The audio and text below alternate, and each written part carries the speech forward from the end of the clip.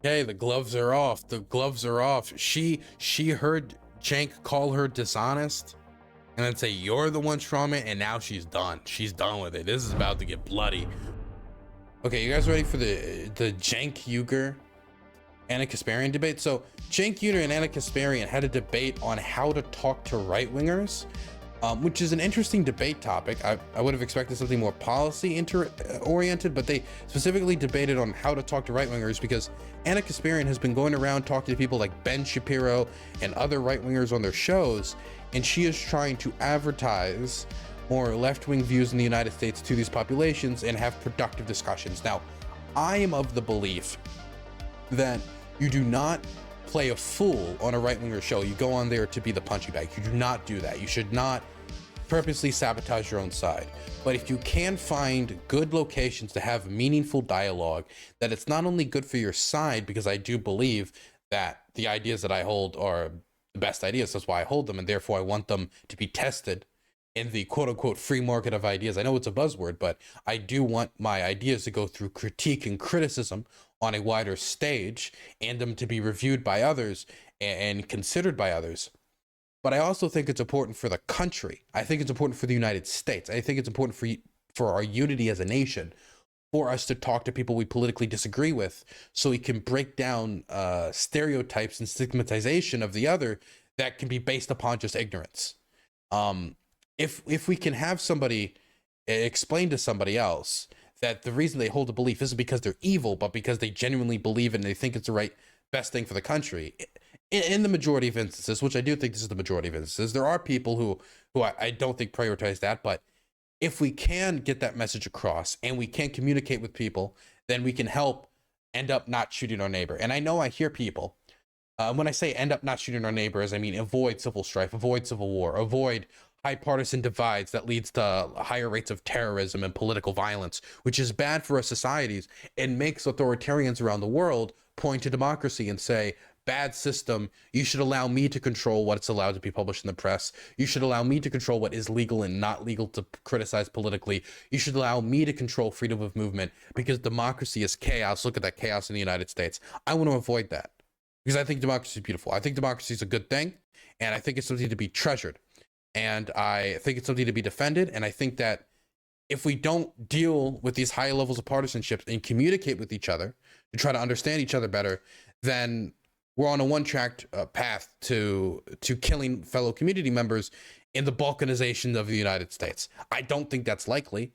We've been more divided in the past before, but I want to completely avoid that. I think that some people, due to the fact that some beliefs are gross or negatively impact you, want to completely throw away the idea that we need to even consider the thoughts or beliefs or unity with our neighbors who disagree with us at all.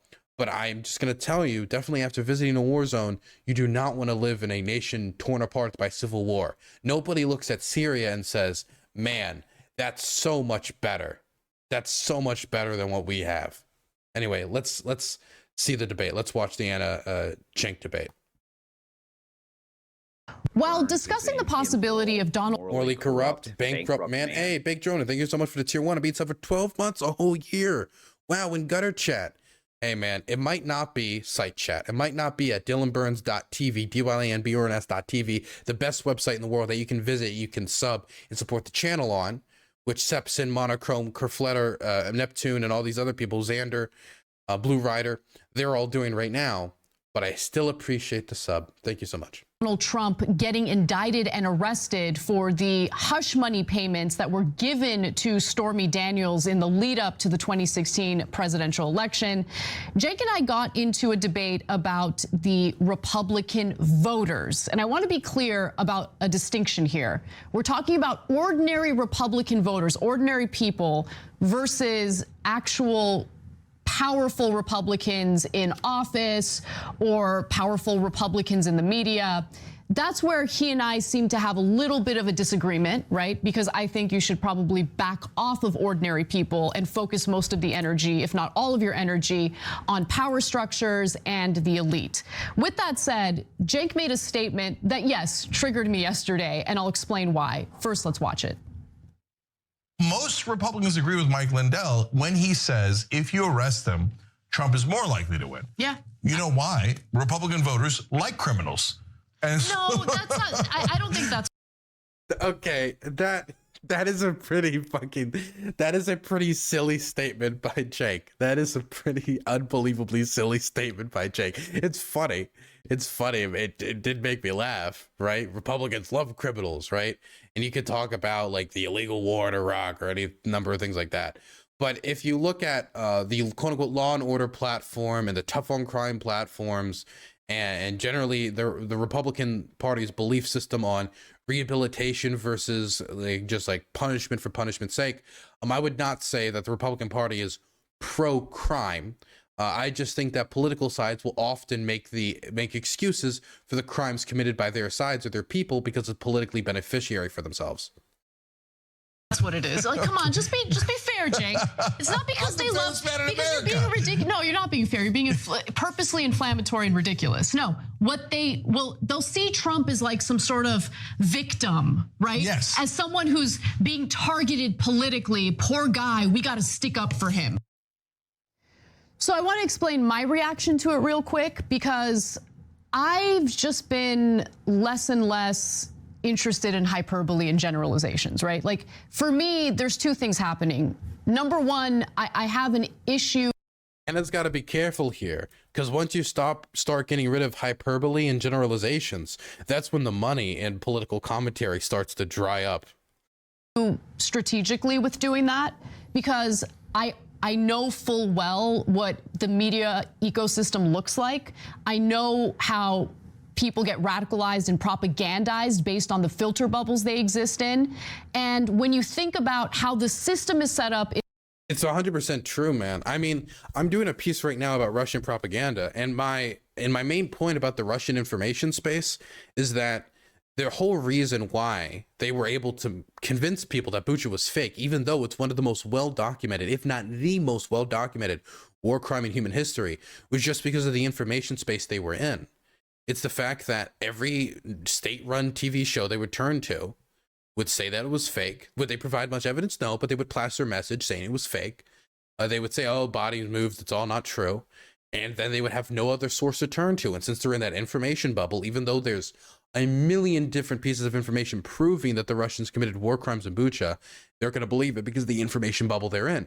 And while that's, of course, an extreme example, because they're talking about a information Blue Rider space. of Neptune gave Sparta Guy a tier 1 subscription. OMG, a white name got to purge that from chat. Purge the whites. Thank you so much for the tier 1 Blue Rider. I appreciate it. People without context, gonna love that message. God, Blue Rider kind of knocked me off my rhythm there. What was I? God dang it. What was I talking about? Oh no, I completely forgot. God, somebody remind me. Quick. Somebody remind me. Somebody, quick.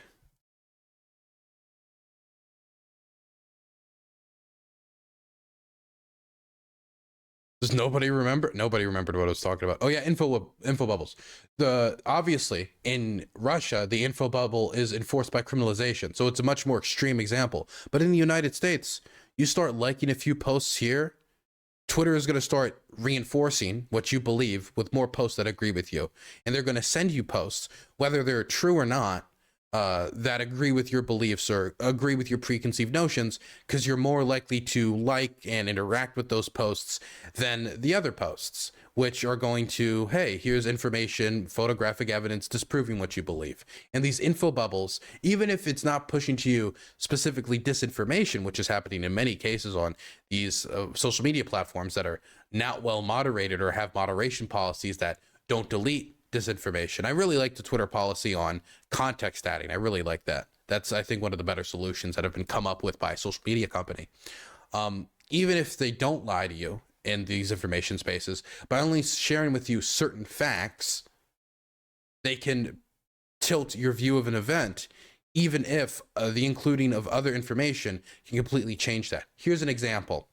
Some people will say, well, if you look at the fire in Odessa and you see that America funded some NGOs, you know, there was an overthrow of the government in 2014, and then boom, see, America did all this terrible stuff in Ukraine. But if you start with with Yanukovych promising to enter the association agreement, him going back on that promise, him hiring literal gangsters to go kill protesters with the Berkut special police, which beat people with metal poles and tied screws to flashbangs before throwing it into crowds, before outlawing protesting, which then causes a protest movement to erupt against him, which directly goes against what America advises them to do, which is accept the deal Yanukovych offers. Now, all this extra information starts to tilt your perspective of the event in a different way.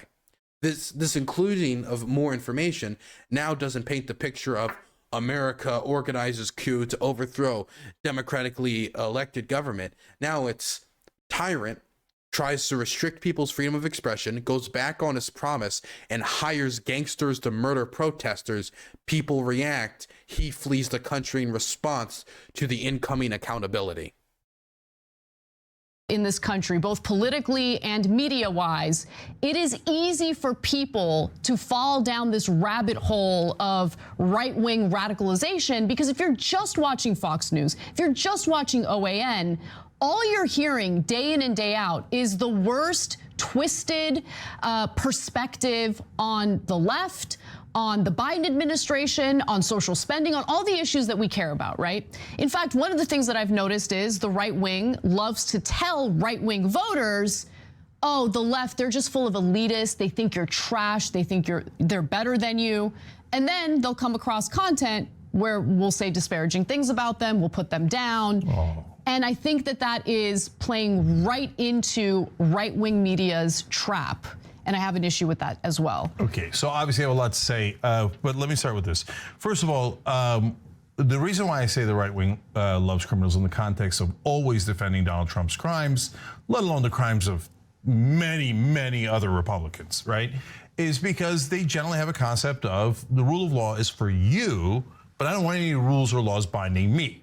I'm interested in power. I'm not interested in justice. I think there is a difference between the right and the left. I think the left has a more expansive view of who equality and justice should apply to, which is everybody. And the right thinks, no, I want equality and justice for me and people inside my wagons. I don't really want it for you. So I think there is a difference. And I think that it's important that there are warriors on our side, because in my lifetime, all I've ever had is pathetic weakling Democrats who never fight back against endless assault by the right wing. The right wing assaults, and then our guys come in and go, oh, sorry, but no, we love Republican voters. So I don't want that. I don't want that at all. We've got to fight for you. At the same time, of course, Anna's not wrong in saying we have to come together somehow. And the culture wars, which she talks about all the time, culture wars are a distraction. No, and it's intentionally meant to divide us, and it is, that has happened. So how do you fix that riddle? And that's the conversation, which is that you have to fight back against the other side. But if you do it so much, well, then you're never going to get to actually fight the real bad guys, who are the guys up top. But the problem is when you say statements like Republicans love criminals, right? If you're a Republican watching that, you're not walking away with the interpretation of, actually, you know, there's certain Republican politicians who want to get out of crimes, but would hold others accountable for those crimes because it's politically expedient. By the way, I'm sure there's people in the Democratic Party who would probably do something similar to that as well. All that's going to be communicated there is Republicans are evil, and all of them are evil because they want crime. It's just it just sounds hysterical. It sounds similar to the stuff where when I hear conservatives say something along the lines, oh, they want all the kids to be gay on the left. They're going to make all the kids gay. It just sounds hysterical. And all it's going to elicit from Republicans is an eye roll. It's going to also elicit that from independents as well. That's all it's going to elicit. Just like all it elicits out of us is an eye roll when somebody says something like the left wants to turn all your kids gay and trans. Who are getting us to fight while they're robbing the place blind. Okay, so where I draw a line or the distinction is the culture wars are waged by the powerful, right? It's a form of manipulation. It's a way to keep us divided, to control us, and to aid and abet, you know, their corporate donors in essentially redistributing wealth, continuing to redistribute wealth from the bottom to the top. the thing is, you talk about warriors. Like, I want warriors. I'm sick of these mealy-mouthed Democrats. I hear you on that. But we should be warriors against the power structure. We should be warriors against the propagandists in right-wing media, right? Those who actually have the power. I think that we make the mistake of assuming that every single right-wing voter who defends Trump knows that Trump engaged in criminality, but they don't care. Now, are there some Republican voters who think like that? I'm sure, of course. Do I think every single Republican voter falls in that camp? No, I don't. Just based on the misinformation that they are fed intentionally by right-wing media every single day. Right? Yeah. And they hear nothing else. They hear no other perspective other than whatever exists in that right-wing ecosystem. So is propaganda an enormous part of the answer? Of course, there's no question about it. Are there good guys on the Republican side who have been misled by a number of factors? One is right-wing media. Oh my God, do you know what they're doing to the M&Ms? You should be really angry. Oh, yeah, I'm gonna rewind on the Cenk Uygur segment quick. I just saw something in chat. 1 second. And this is gonna be my stance on this in the future as well, right? After visiting Bucha and talking to the people directly affected by the Bucha massacre and looking at all the evidence, let me see something in chat quick. The European Union said Bucha was likely crimes committed by Ukrainians that shot suspected Russian collaboration. Why did the European Union call out Ukraine and Bucha as possible propaganda? This is from Jenna Gargles. Why are you lying about Bucha, Dylan? The European Union called in question Bucha massacre. Dylan, you're being conceited. You are a knuckle-dragging, window-licking, doorknob-sucking, moron, a cow pie brain piece of shit. You have no clue what you're talking about, or you're purposely trying to cover up what happened in Bucha in order to serve whatever agenda you have. You're either going to come onto stream and talk to me about it and show me the evidence you have showing that Bucha was fake, or you're going to get banned in the next minute. That's how I'm going to deal with everybody who puts doubt on the Bucha massacre again.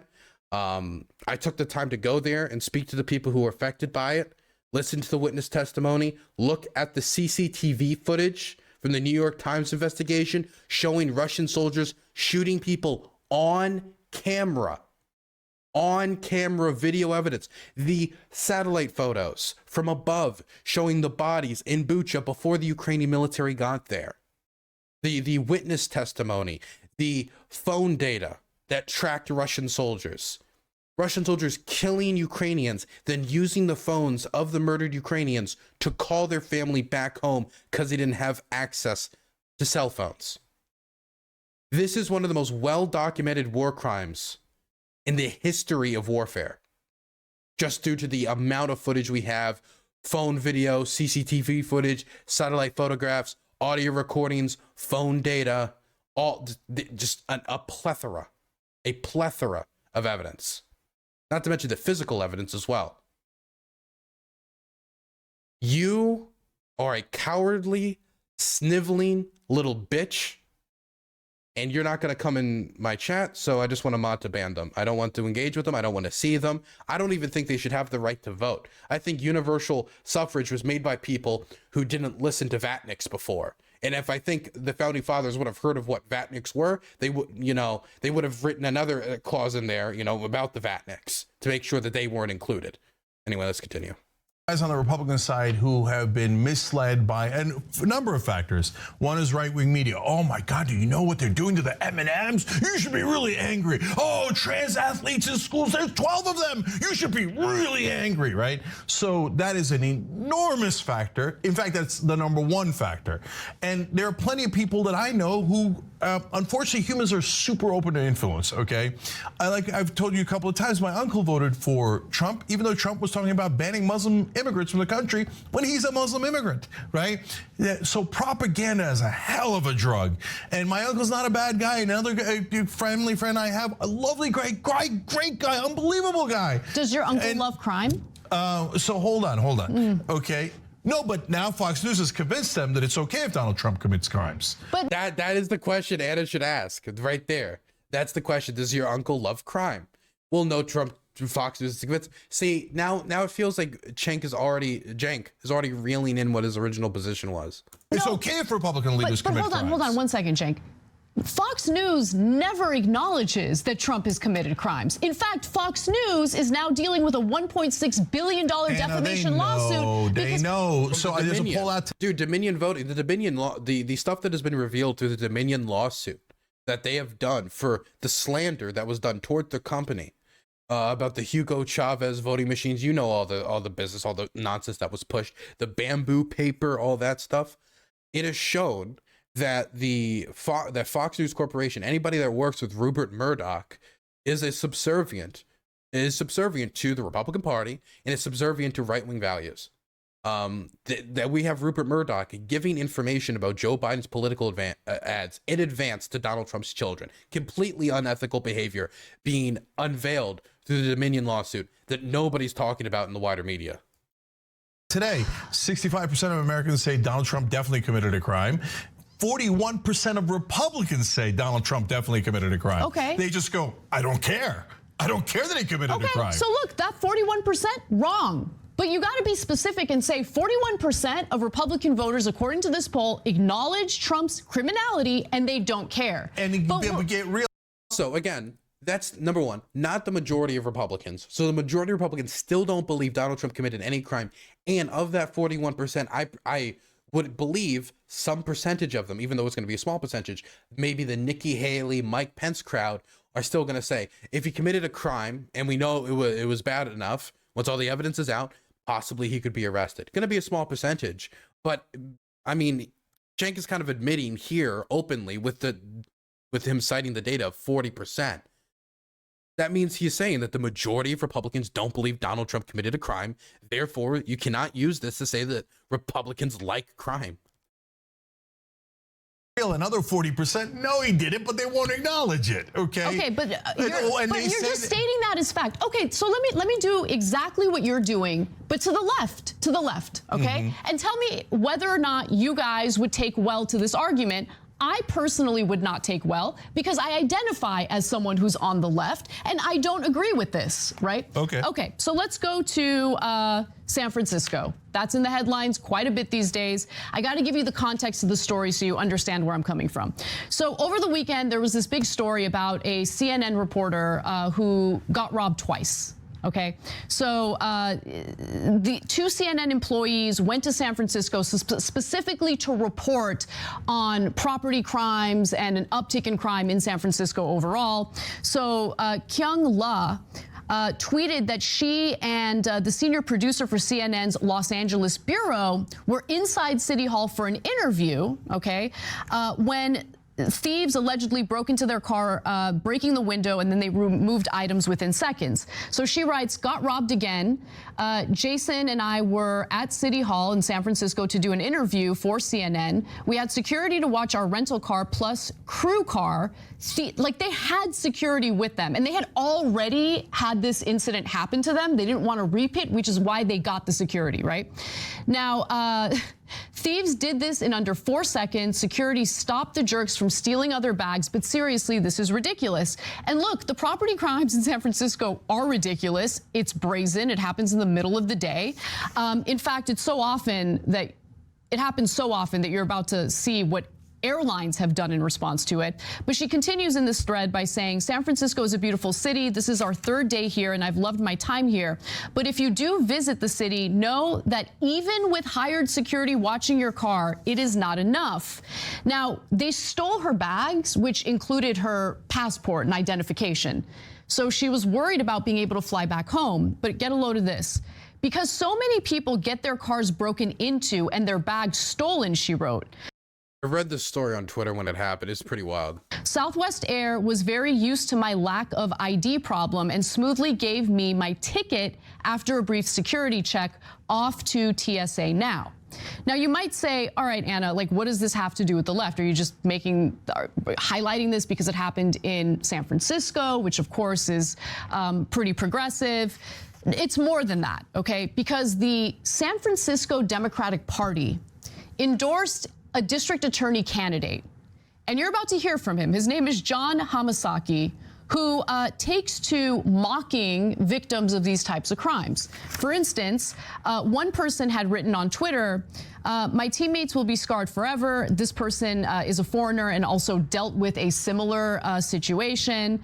Being robbed hits you at your core, especially when it's thousands of dollars of loss. There is no downtown recovery without an aggressive push for safety. And then he tagged Mayor London Breed. Now, the district attorney candidate that was endorsed by the Democratic Party in San Francisco said, interesting, would getting your car window broken and some stuff stolen leave you scarred forever? Is this what the suburbs do to you? Shelter you from basic city life experiences so that when they happen, you are broken to the core? He's writing this to someone who traveled to the United States from another country, basically telling him, oh, you're a victim of crime, you can go F off, okay? So is there that is absolutely ridiculous. I'm going to be for real. That is absolutely, that's like asking, hello, I want you to think I'm the biggest piece of shit on the market. I don't care about the people in my district. If crimes happen to you, it is what it is. Lose thousands upon dollars, even though the majority of Americans can't even afford a $400 emergency, means nothing to me. A lot of people don't realize, like, if, for example, if someone was to steal like a lot of my camera gear, like I can't just easily replace that. If somebody like stole all the stuff, all the equipment I have here in Ukraine, that'd be like thousands upon thousands of dollars of stuff I just couldn't replace, right? And if anybody reacted that way to me losing all my stuff like that, dude, I would be so unbelievably angry.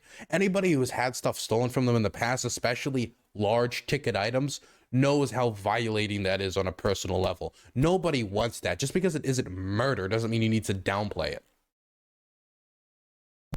Portion of the left that is way too permissive about crime? Yeah, of course there is. So, but first of all, look at this. I acknowledge an obvious reality. Already in right-wing media, that would be impossible, right? They would never acknowledge that they have radical right, etc. So, but okay. By the way, I would like to say the vast majority of the left are not permissive of crime. There is like a small radical minority that feels this way, that is amplified by like Twitter.com.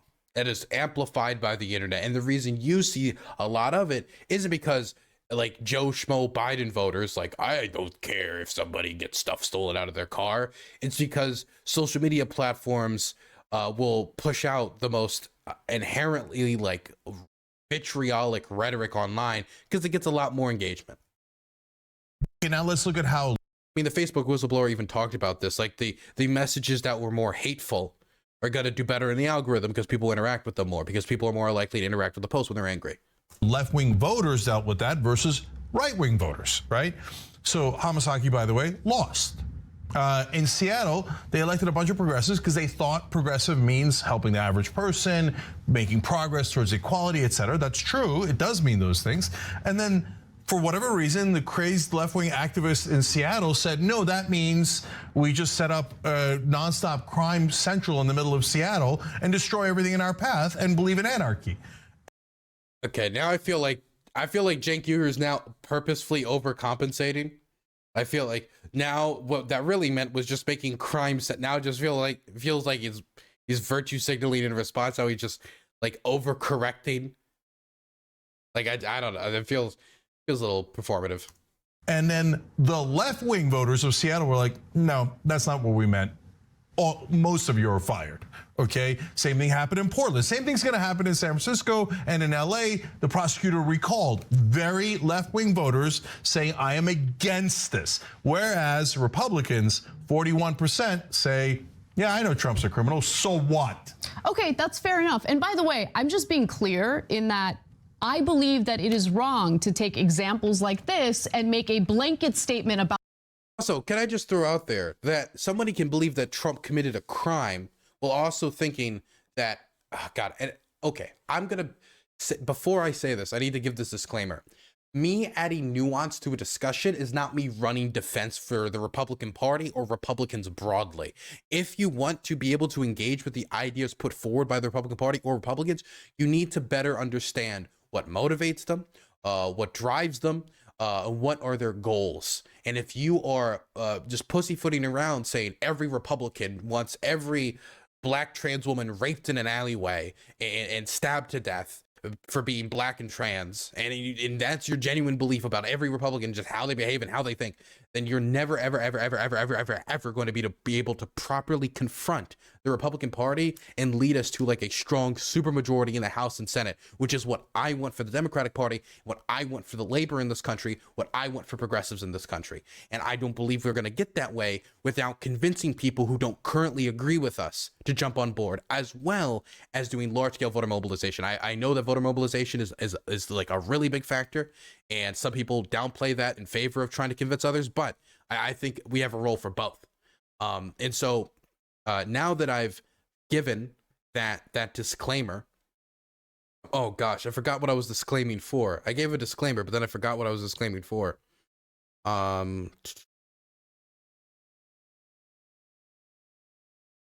I completely forgot what I was disclaiming for. Oh, if you're one of the Republicans who believes Trump is a criminal, number one, there probably is a small, very small percentage who do believe that he should be held accountable for it and be put in jail or prison, perp walk, etc. Maybe a Nikki Haley type. But I also believe there's another percentage of it who think he's a criminal, but the crime he committed was a misdemeanor, and it was only tied to the illegal taking of $130,000 and paying off the sex worker, the porn star, and not a campaign finance law violation, which is what the district attorney is looking at and eyeballing as Donald Trump's indicted. So again, like, his point was that Republicans like crime, but then his own data is not showing that the majority of Republicans like crime. His example, which Cenk is going to use the best example he can use to prove his point, is an example which in and of itself, it says the majority of Americans don't believe Trump committed a crime and does not prove that the majority of Republicans like crime. It's just, Cenk said a hyperbolic statement and now he wants to defend it because he's dug in, I think. About the left loving crime, okay? But let me give you more, because Los Angeles is a little different. By the way, a few more things I got to tell you about this guy. He is insane because he's in favor of, I guess, teenagers having possession of stolen guns. Here's another example. So apparently there was a post on Twitter about how a stolen 9mm gun was confiscated from a 17-year-old teenager, right? Mm-hmm. Hamasaki responded to that by saying, uncomfortable truth, taking a gun from one kid may as likely stop violence as end up in that kid getting killed. It may feel good to post this photo, but I've known too many kids who were killed for being in the wrong neighborhood, often their own, and unable to protect. The 17-year-old was in possession of a stolen gun.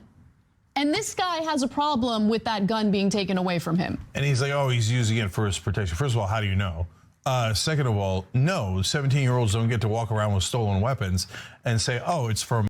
This is where the real libertarians come out, okay? This is where the real libertarians come out. Like, well, stolen from whom? The ATF? Okay, sorry, continuing.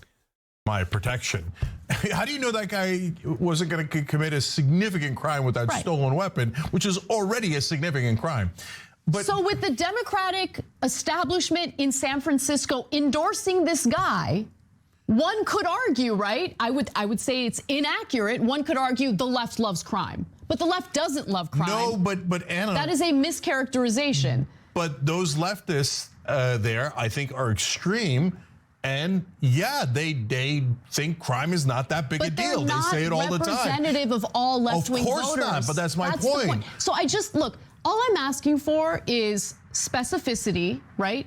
And I'm also asking for, just stay away from hyperbole and needlessly making blanket statements about whole swaths of the population. No, but Anna, so we're not getting to the heart of the problem. So look, the Republicans, generally speaking, and not just generally speaking, I can give you specific examples, are the aggressors, right? So we didn't just pass hundreds of laws against straight people in the country. They just passed hundreds of laws. The politicians, and we should fight them, Cenk. Do you think the Republican voters are against those laws? Be honest. Cenk, Okay, somebody just said in chat, Dylan, when he said Republicans like criminals, he doesn't mean like criminals in general. He meant Republican criminals like Trump.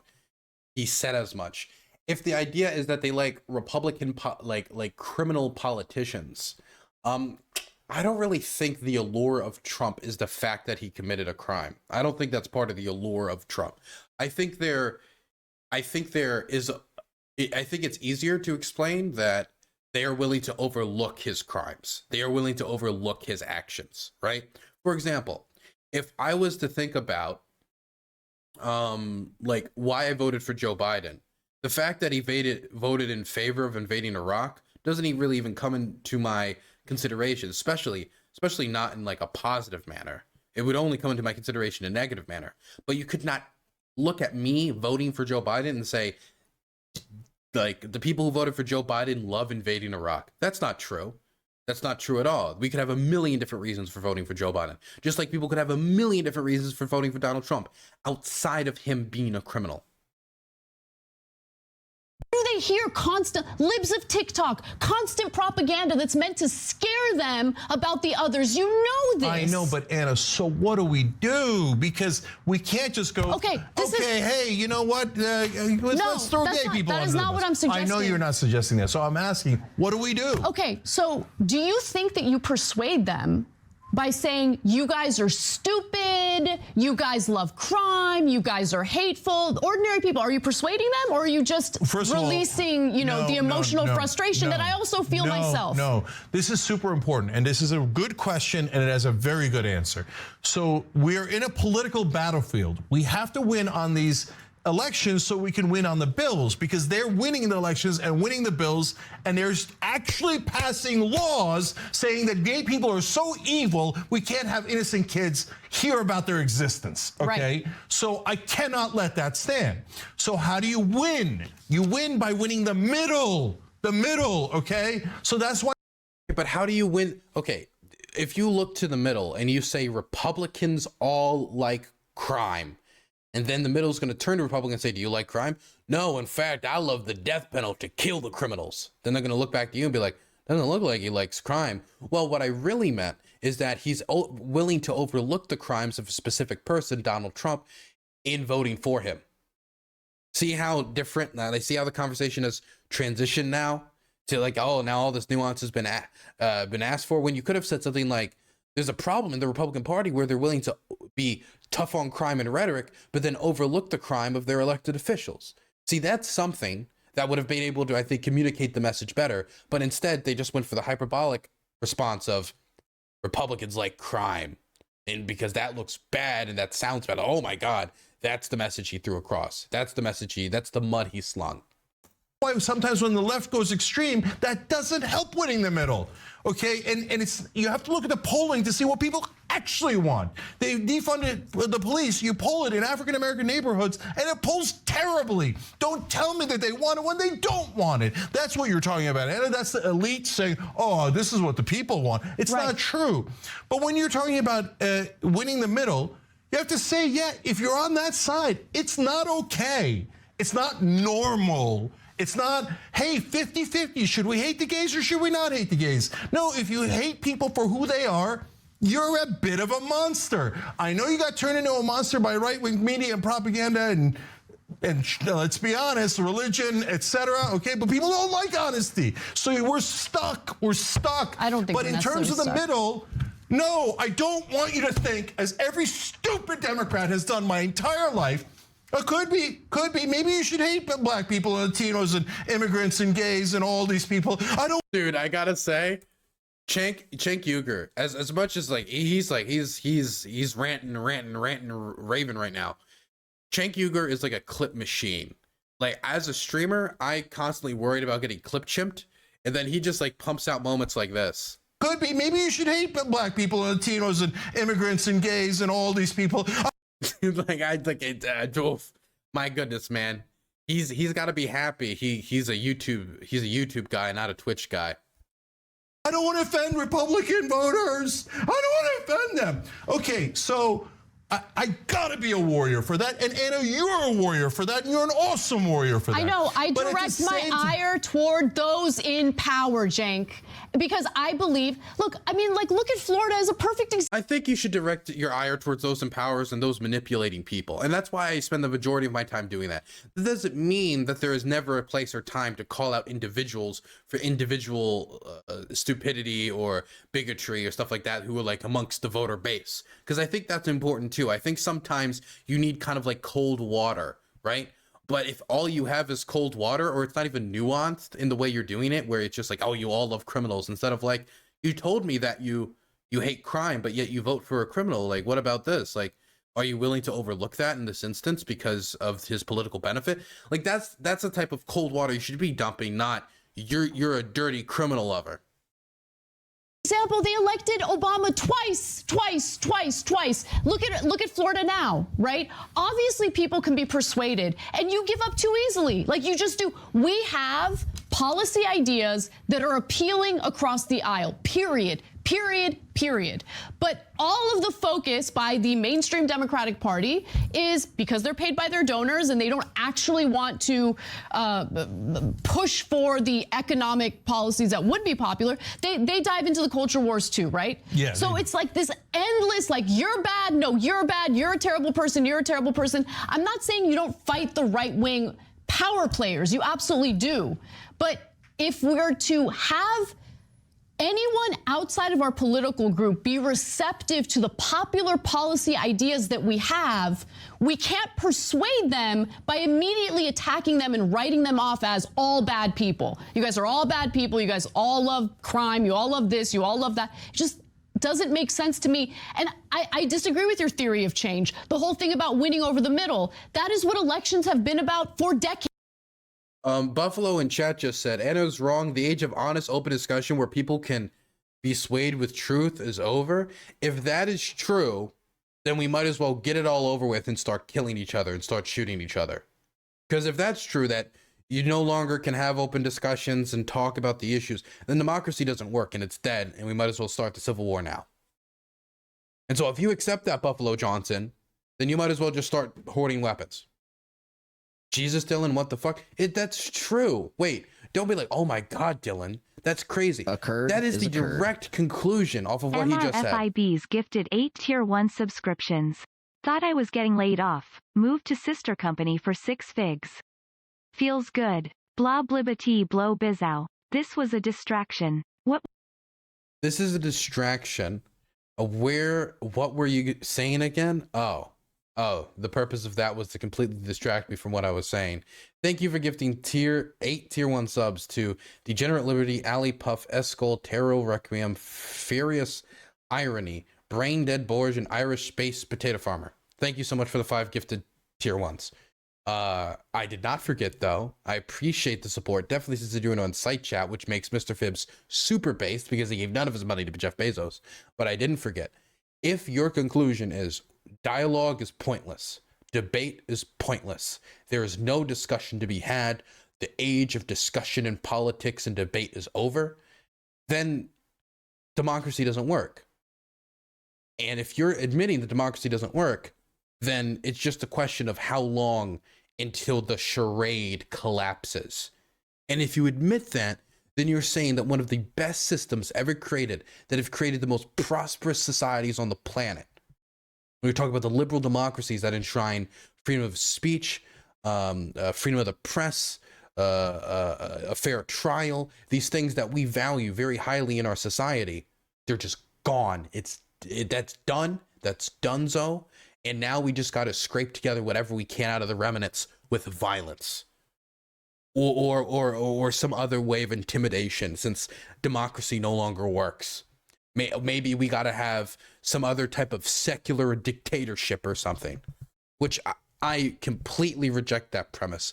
I completely reject the premise that after the age of Obama, now after 2 terms of Trump and 1 term of Biden, democracy is too damaged to recover. It cannot work. When, again, if we look at all the societies in the world, the most prosperous ones, the ones with the highest standards of living, the one with the most protections for civil liberties, freedom of expression, freedom of the press, a judicial review, having a judicial system that treats you fair, gives you a lawyer, all these things thrown out the window. And I'm not willing to do that, especially when we still have some of the highest standards of living in the world in these types of countries, whether you talk about Japan, Germany, France, the United Kingdom, South Korea, etc., Taiwan.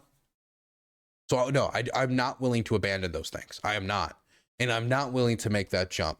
I refuse to go to that conclusion. That's the only way. Decades for decades. No, but they have a false middle. Their middle is, bipartisan compromise that we should give billions more to corporations, and that's the middle of the country. That ain't the middle of the country. The middle of the country is an average guy, an average woman working. So do we also want to pretend that this is like right now in American history, that we've never been in a more divided time? For example, we could even go through a period of violence in our country and still end up with a liberal democracy. That's what we did after the Civil War, even if there were still many problems with it. We have had many, many different times during the 60s and 70s where we had very high partisan divides, political violence, political terrorism, a bunch of horrific stuff going on, and we still survived and we got through it. So don't work with this kind of fatalistic, like, oh, we're all just waiting to die type conclusions, when we can do actions right now to try to preserve our democracy, save the good aspects about it, while continuing to try to improve it when it comes to campaign finance reform, how to deal with disinformation in the modern media space, how to make it so we deal with these partisan divides. I refuse to believe that this is the end of American political development. Working their ass off, barely making it, etc. Right? So I address the actual middle as opposed to the Democratic Party. Look, here's my solution, and this is what I've been doing to the best of my ability, and often very wrongly, I'm sure, right? But I play both defense and offense. So if you're going to attack people, we're going to defend them. Period. Okay. At the same time, and this is what none of the rest of the Democratic Party do. Bernie does it a little bit. Justice Democrats do it a tiny bit, but Justice Democrats do nothing. Tiny. Yeah. Okay. What you have to do is play offense on economic issues. Yes. Do you want higher wages, or do you want the Republican plan of lower wages? Do you want health care, or don't you want health care? For God's sake, this is the one thing Anna and I agree most on. Play offense on economic issues. And look, right wing, let me just say this. I don't mind if you hate me.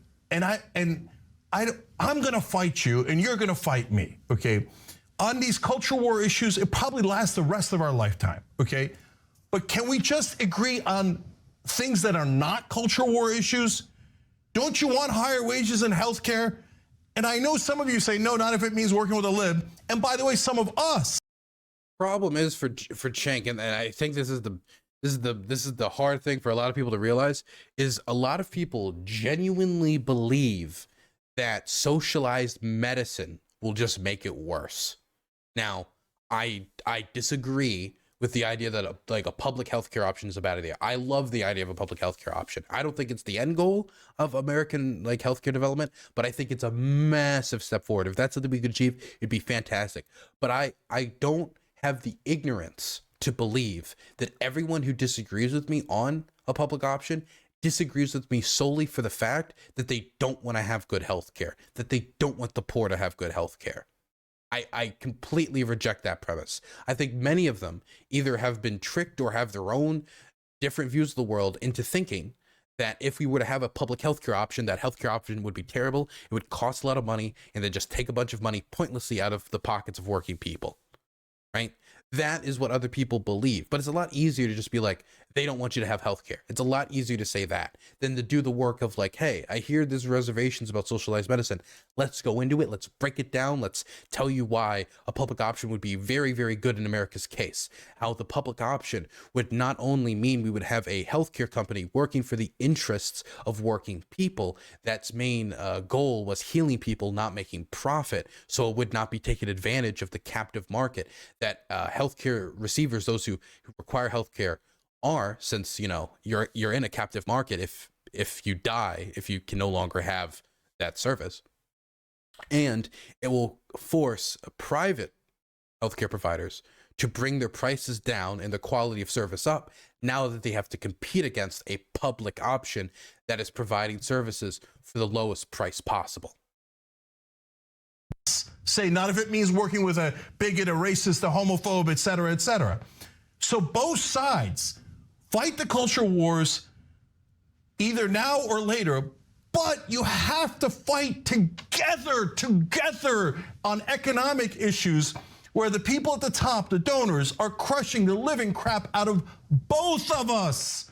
Let's stop the robbery first, and then we can go back to fighting. How do you get people to work together when the beginning of that proposal is We hate you guys. We think you're stupid. We think you love criminals. They hate us. You think they don't hate us? They do hate us. They do hate us. Yeah, so what I'm saying is it's okay. Hate us. We hate you. But let's work together so we don't get robbed. The guy's walking away with the freaking money. Let's stop the robbery first.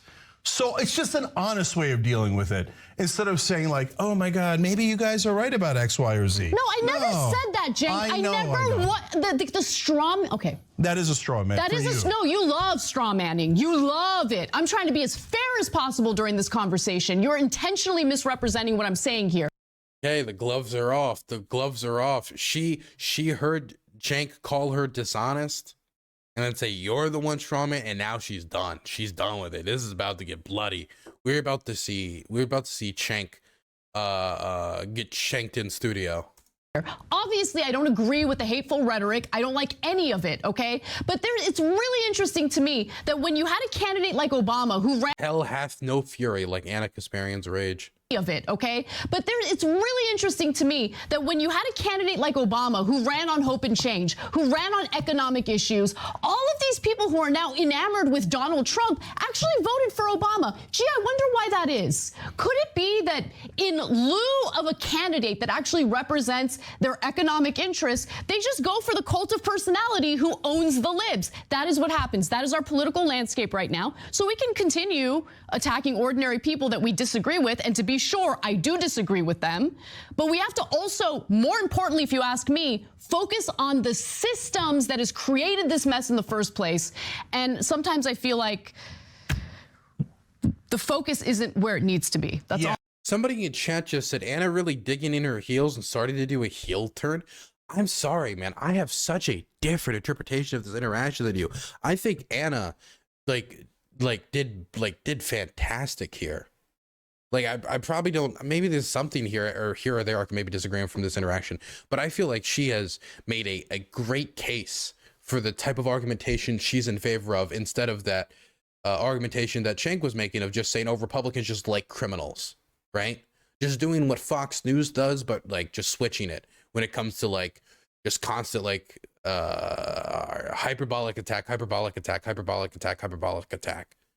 right?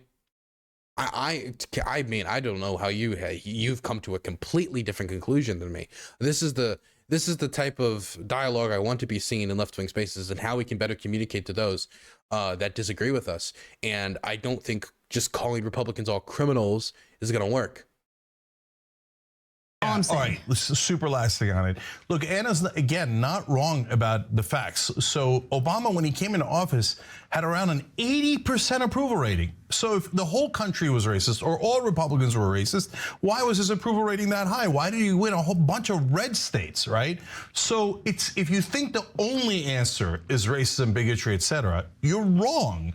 The facts do not prove out your thesis. Okay? Right. Okay, so it feels like here, in a way, he's already kind of, even if he doesn't directly concede the point, he kind of does here. He said that like he said Republicans love criminals, right? That was his original position. Hyperbolic, recklessly thrown out. And now he's saying that, well, if you look at the data, it shows that obviously that Obama had a very high approval rating at the start, so that indicates that like racism wasn't the main thing that made some people sour on him, or the idea that that Republicans couldn't vote for somebody because they were black. Like, that doesn't seem to add up, even if some didn't. So it kind of feels like he's kind of admitting it in another way, in another interaction. If we bring the same logic to his original statement about criminals and criminality, I think you would have to concede the same thing. Okay, so, but if you think that problem doesn't exist, well, you're probably not on the left anyway. Of course it exists, right? And of course it applies to some people, but whether it's the majority or half of Republicans or a third of Republicans, I don't know. But I do know that whatever percentage of Republicans that is, they're winning their primaries, they're winning general elections, and they're passing laws that enforce their hatred of us onto all of society, right? Whereas our side can't play defense or offense. So I'm trying to help on both fronts, but I'm sure very imperfectly so. And this is a good conversation. It'll continue probably for years. Thanks for watching The Young Turks. Really appreciate it. You're welcome, Cenk. You're very, very welcome. Okay. Man, I don't have much more to say than Know your audience when you're trying to communicate. If you're talking to Democrats, talk to them like they're Democrats. If you're talking to Republicans, talk to them like they're Republicans. If you're talking to independents, talk to them like you're independents. If it's a mixed crowd, talk to it like it's a mixed crowd.